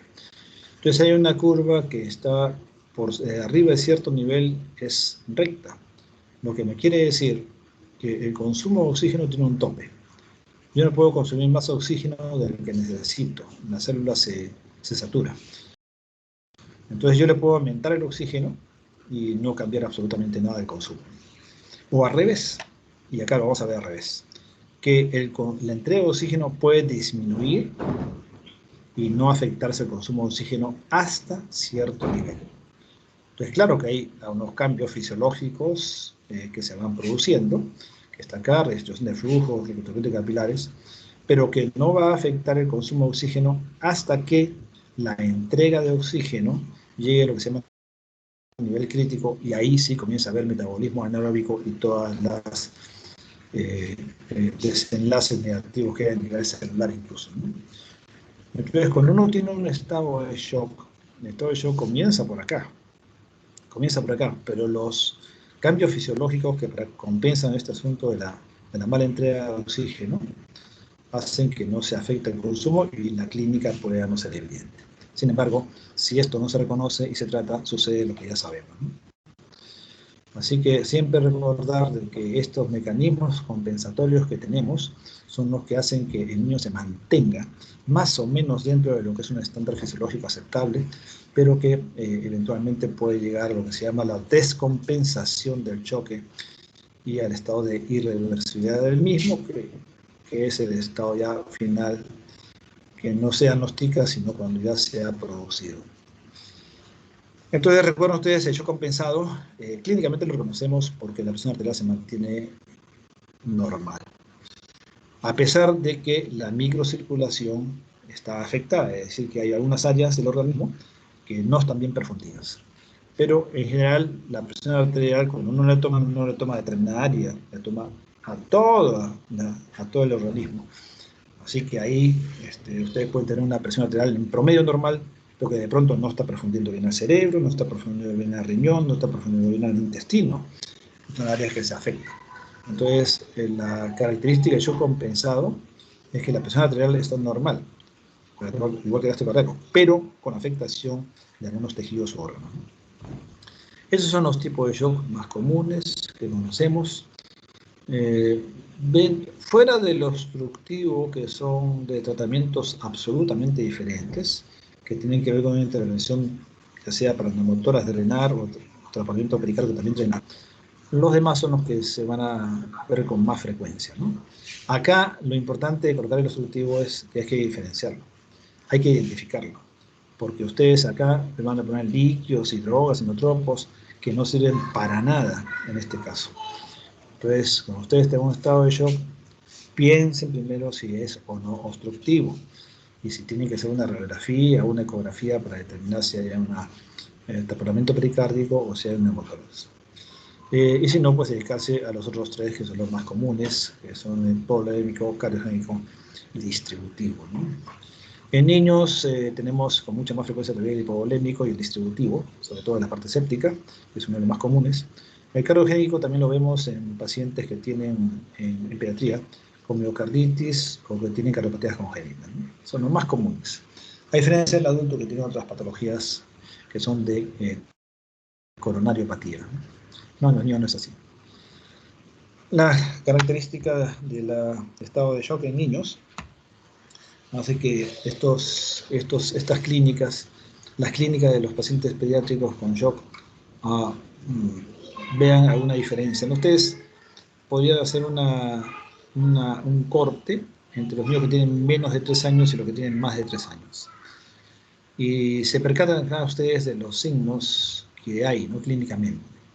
Acá están los de pobre perfusión y de pobres pulsos, ¿no? O sea, pulsos malos, perfusión mala en la clínica y otros de hipotensión. ¿Qué llama la atención acá? Obviamente que el nivel de hipotensión o la frecuencia de presentación de hipotensión es predominante, claro, en los niños adolescentes, el 70%, este porcentaje. pero que esa frecuencia de presentación va disminuyendo conforme la edad disminuye también. O sea, en los niños menores de 3 años, por ejemplo, solamente el 13% en esta publicación encontró hipotensión como signo de shock. Estos son pacientes en shock. Pero en los chicos mayores de 12 años sí fue el 70%, más congruente con lo que se ve en adultos. Y más bien, los signos más frecuentes de presentación en los menores de 3 años han sido signos de mala perfusión y de pulsos muy débiles. O sea, el mensaje es que ustedes tienen que, por supuesto, tomarle la presión a todos y evaluar la perfusión y los pulsos a todos también, ¿no? Pero que, entendiendo de que los signos más frecuentemente de encontrar para el shock en un niño son estos que la hipotensión. La hipotensión no descarta para nada la presencia de shock y mucho menos en un niño pequeño. Esos son signos tempranos y tardíos. Creo que lo que ya ustedes más o menos conocen. Los tardíos son los que no deberíamos estar esperando que aparezcan, como por ejemplo la hipotensión, para hablar de shock, ¿no? Entonces sí, tenemos que ver los pulsos, que pueden ser débiles o saltones. Si es que es un shock séptico, puede hacer saltón. El shock séptico de la fase caliente. Son siempre de taquicardia, llenado capilar, que tiende a ser ya lento o casi lento, ¿no? La piel sí, sobre todo si no es un shock séptico caliente, va a ser pálido fría. La presión de pulso es importante, otra vez, a menos que sea un shock séptico caliente. La oliguria, acidosis láctica, si es que tenemos opción para poder hacer una valoración de tipo de laboratorio. Es una lámina muy antigua, ustedes deben tenerla siempre en su cabeza. No esperen la hipotensión, no exijan hipotensión para hacer el diagnóstico de shock, de ninguna manera. Ya sabemos y se acepta que no es una condición sine qua non. Hay muchos otros datos que nos permiten saber si es que tiene o no tiene shock de este paciente sin la hipotensión. ¿Qué pulsos deben parecer en niños, sobre todo en los niños menores de 3 años? No se recomienda el pulso carotidio o el pulso radial, ¿no? O sea, se prefieren los pulsos un poco más de arterias más grandes, ¿no? Entonces, el pulso femoral es muy bueno, o el pulso, ¿no?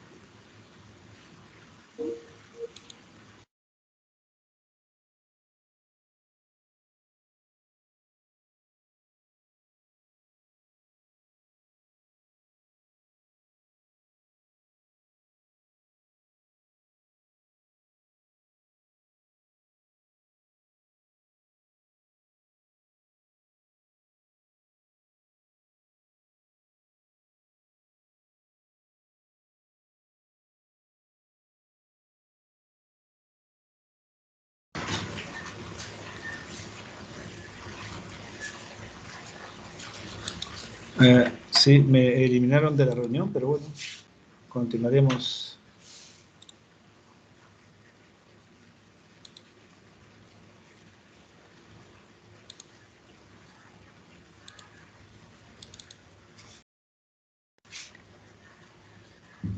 ¿Pueden ver la lámina?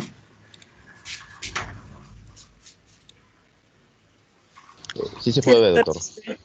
Ok, continuamos entonces. Decía que los pulsos deben ser tomados básicamente en el braquial, donde se está tomando una presión arterial acá, o en el femoral, ¿no? Son los ideales en los lactantes o en los niños menores de 2 años o 3 años. El pulso pedio es muy indicativo, porque si un pulso pedio está bien, está intacto, quien se siente bien y el pulso y el pie está caliente, recuerden ustedes que esa es la parte más distal del corazón. Así que si eso está bien, probablemente el resto estará bien, por lo menos en lo que a perfusión se refiere, ¿no? El pulso, por eso tiene ventaja el pulso pedio acá, ¿no? Hay que aprender a tomarlo. Pero digamos, para ver la calidad, si uno no encuentra buen pulso pedio, vayan ustedes a los femorales y a los braquiales, que son los más frecuentemente utilizados. Recuerden ustedes que la frecuencia cardíaca es un signo determinante para hablar de lo que es la taquicardia supraventricular, ¿no? Por ejemplo, en adultos, si ustedes recuerdan, se habla de taquicardia supraventricular por arriba de 180 latidos por minuto. Entonces, si un paciente tiene hasta 180, un adulto tiene hasta 180, está hablando de una taquicardia compensadora, por hipoxia, por hipovolemia, por lo que fuera, ¿no? por fiebre. Pero si pasa de 180, estamos hablando de una posibilidad ya de taquicardia supraventricular. O sea, ya es una patología cardíaca.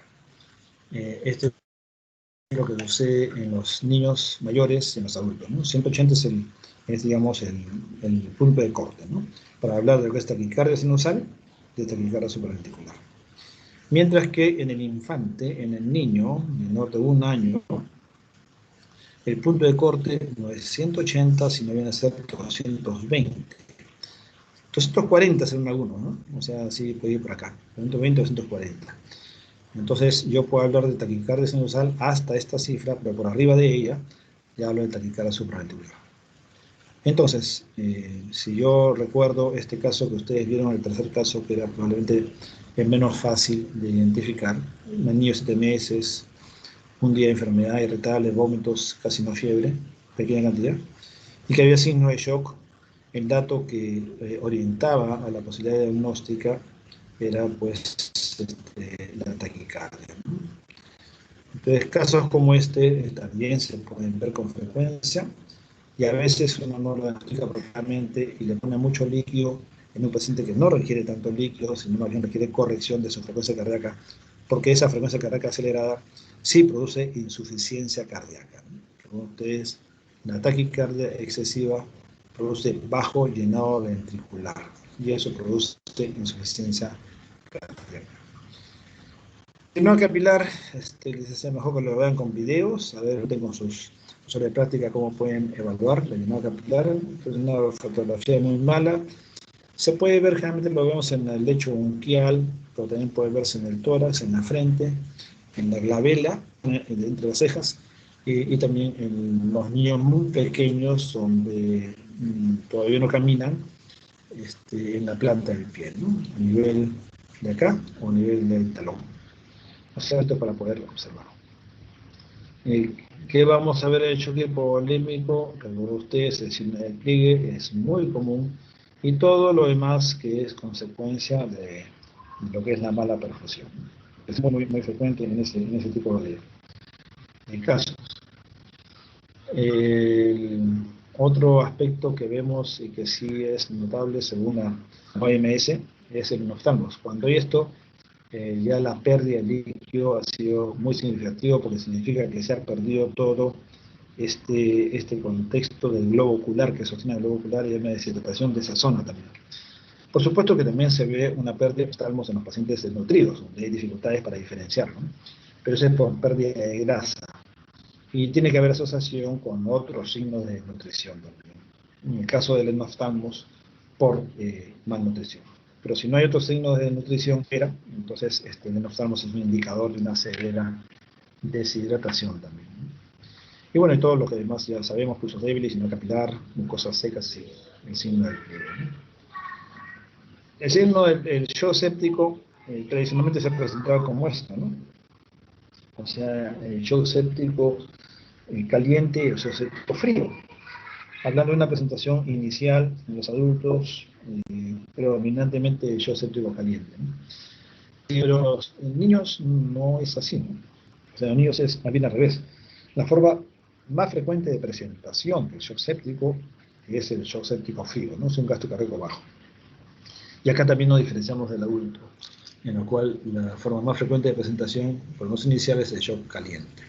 ¿Qué cosa es el shock caliente? Es donde hay vasodilatación y donde ustedes van a tener ahí pacientes que tienen una aparente hiperdinamia, ¿no? O sea, el pulso se siente saltón y alto, como en el caso del adolescente de 17 años. Se siente muy bien el pulso, pero que en verdad que es debido a una vasodilatación periférica, ¿no? Entonces, la diferencial de presión, porque se mantiene la presión sistólica más o menos con un hiperdinamismo cardíaco, pero baja la diastólica. Entonces, esa diferencia, ese aumento de la diferencial de presión de sistólica y diastólica hace que se sienta muy saltón el pulso, ¿no? ¿Cómo se puede ver igualito en los pacientes, por ejemplo, con ductus, con ductus arterioso persistente? El shock cardiogénico, sí, acá es un tema porque no es tan fácil de identificarlo. Hay estas características usualmente. Digamos, el pulso muy fácilmente va a ser muy malo porque no hay un buen gasto cardíaco, ¿no? Las extremidades más bien están frías ahí.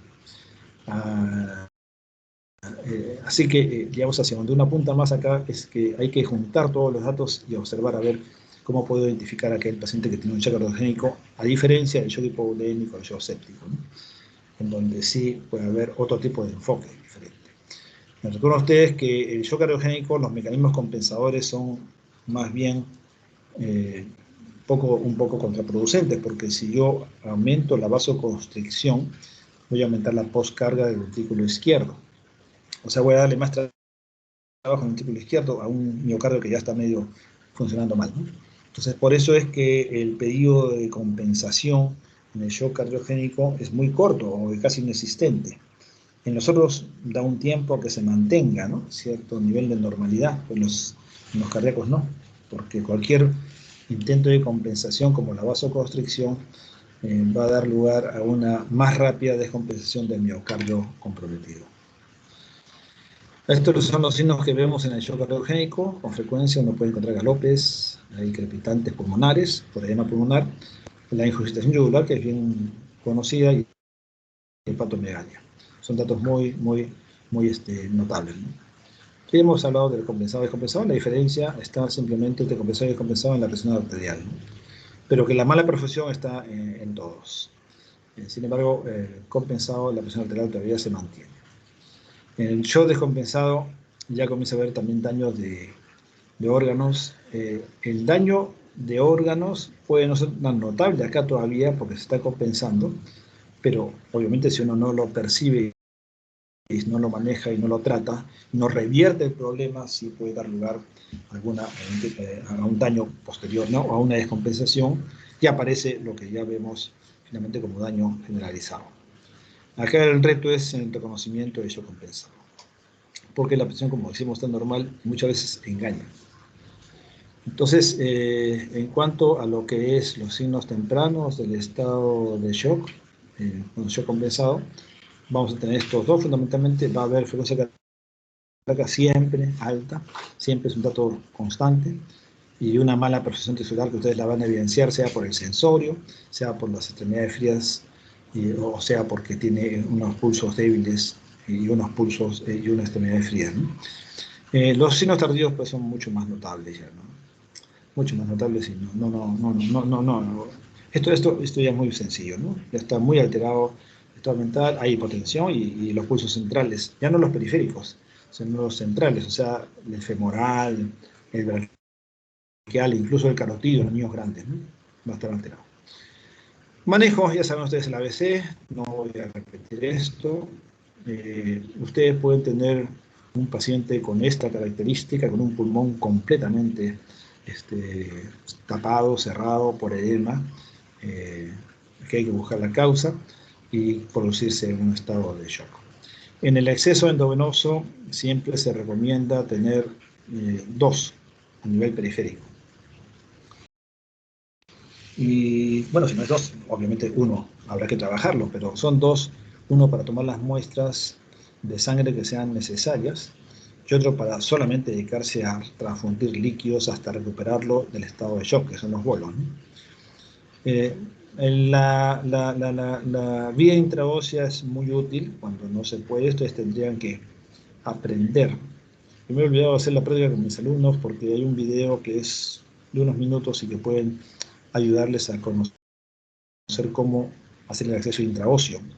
Al grupo que está conmigo, por favor, les pido que recuerden, creo que hoy día comenzamos, me recuerde a ver si podemos ubicar ese video intraóseo que lo tengo por ahí metido para poder compartirlo.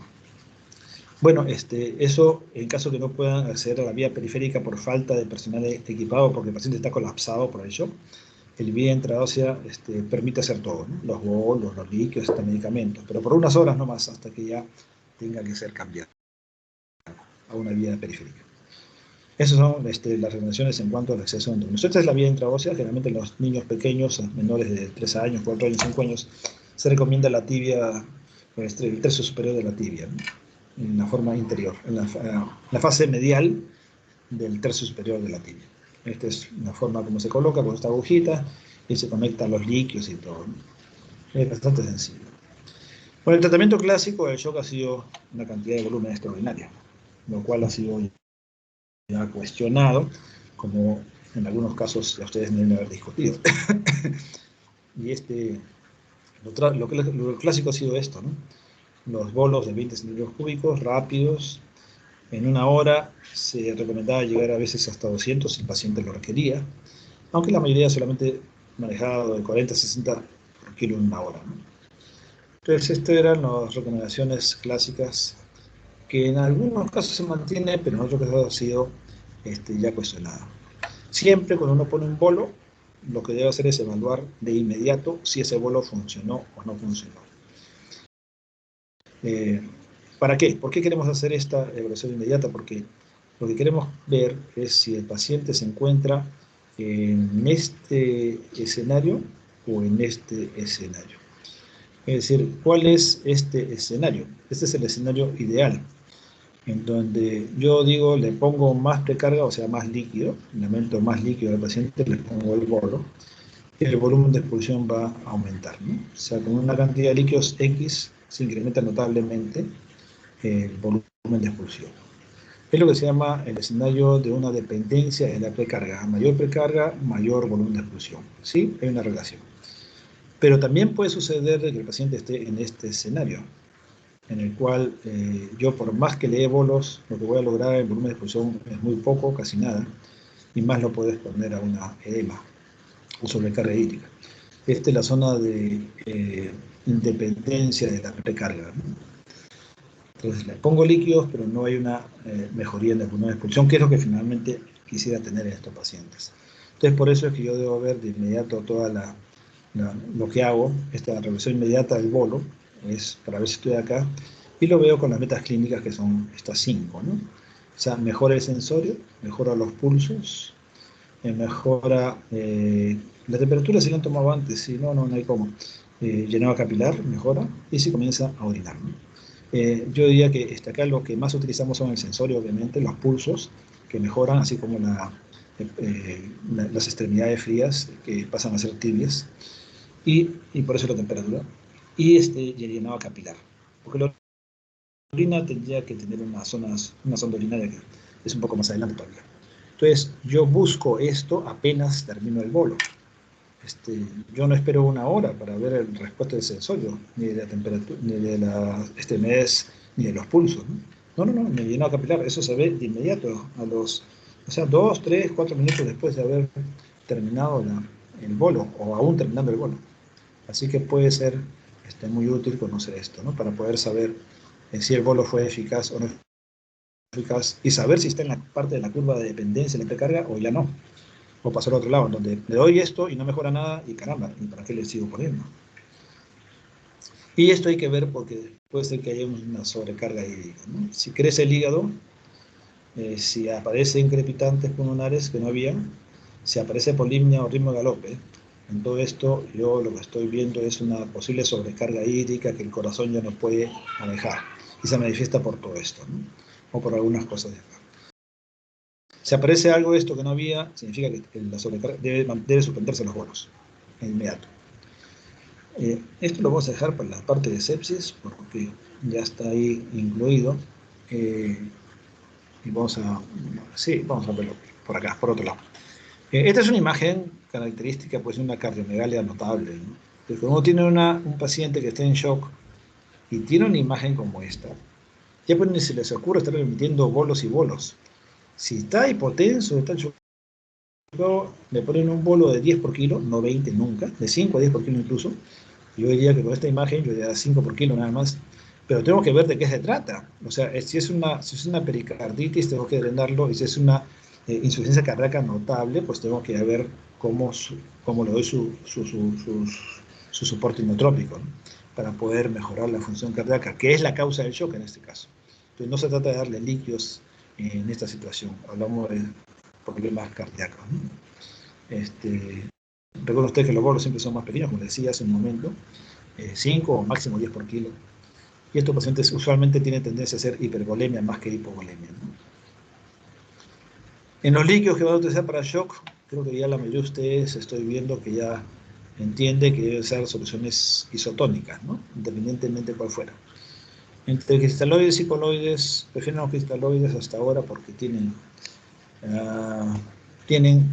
son más ubicuos, más baratos, ¿no? Y no hay ninguna ventaja, la verdad, ¿no? Porque ya se ha visto que en pacientes críticos, verdad que no hay diferencia en la mortalidad, ¿no? Así uno use albúmina, que es uno de los coloides más usados, o salino.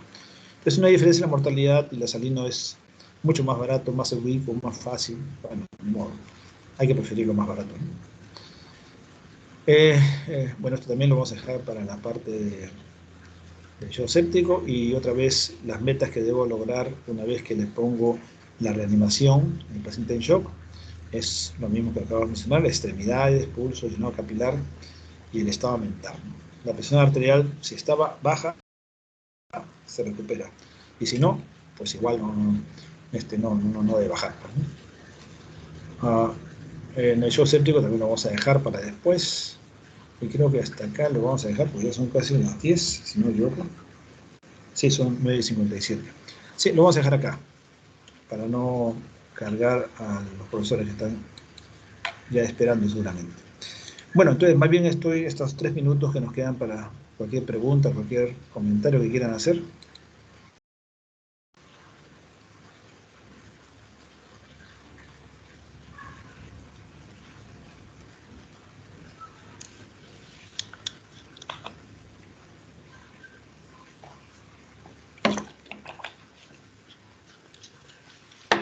Bien, no hay ningún comentario, entonces les agradezco, y a mi grupo